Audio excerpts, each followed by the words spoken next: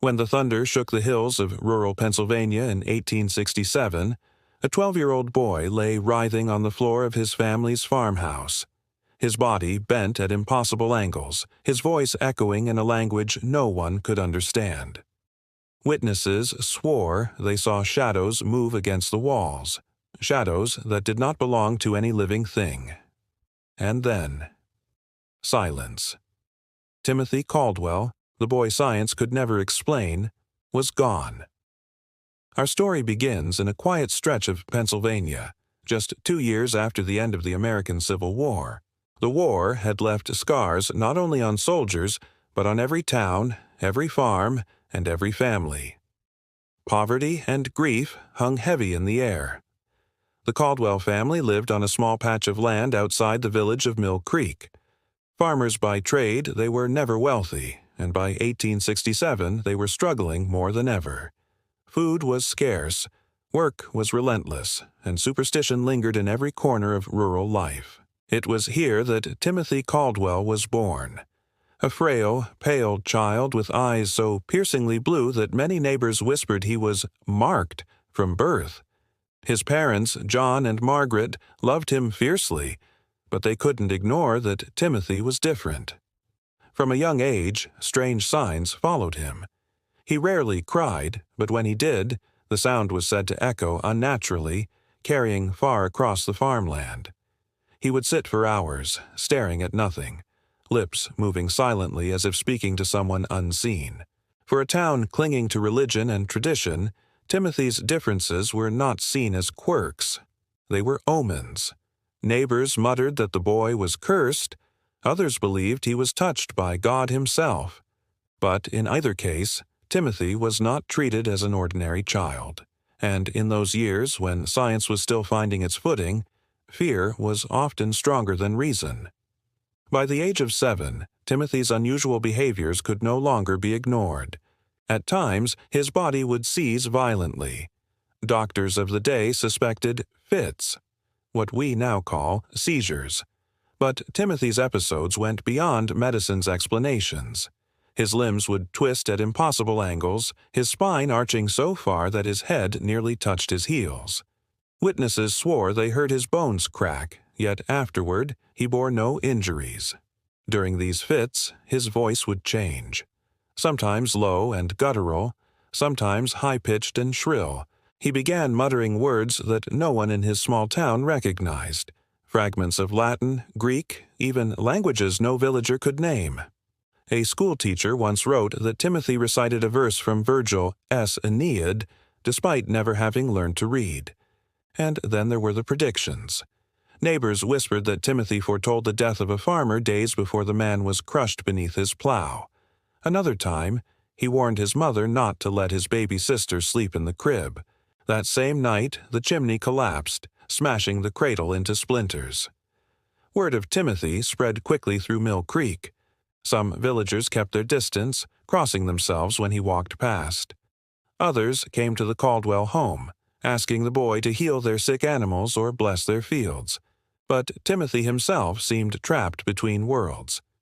At times he would beg his parents to tie him to the bed frame at night, afraid of what he might do in his sleep. At other times he spoke of visions. Dark forests filled with faces, endless fields of fire, figures calling his name. Doctors traveled from nearby towns to see the boy.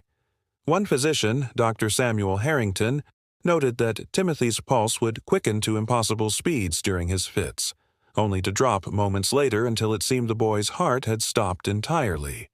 Yet each time Timothy revived, as if nothing had happened. Harrington admitted in his notes, "This case exceeds the boundaries of science. The boy is, in truth, a mystery."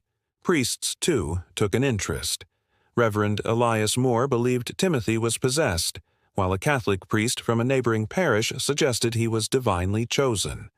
To the villagers, the boy became both a curse and a miracle, feared and sought after in equal measure. As the years went on, Timothy's episodes grew more violent. He would thrash so hard that it took 3 grown men to restrain him. He sometimes screamed of fire, of death, of names belonging to villagers who later fell ill or met untimely ends. His mother wept at night, torn between love for her son and terror of what he might become. And Timothy himself. He seemed to know that something was coming. The storm that ended Timothy Caldwell's life struck on a September night in 1867. The wind howled through the valley, rattling the windows of the Caldwell farmhouse. Rain lashed the roof, and lightning split the sky. Inside, Timothy sat upright in his bed, wide-eyed and trembling. His parents rushed to him as his body convulsed, harder than ever before. His back arched violently, his limbs jerking in unnatural spasms. His skin turned pale as wax, sweat streaming down his face. And then, his voice. Neighbors who gathered outside claimed they heard Timothy crying out in Latin, words no one in Mill Creek should have known. He shouted phrases that, according to later accounts, matched fragments of Catholic exorcism rites. His voice shifted between tones, deep and guttural one moment, high and rasping the next, as though multiple tongues were speaking through him. Lightning struck nearby, shaking the earth. At that moment, witnesses swore the boy's shadow stretched across the wall, twisting, growing larger than his body. Some said they saw figures moving in the corners of the room, faces, shapes that vanished with each flash of lightning.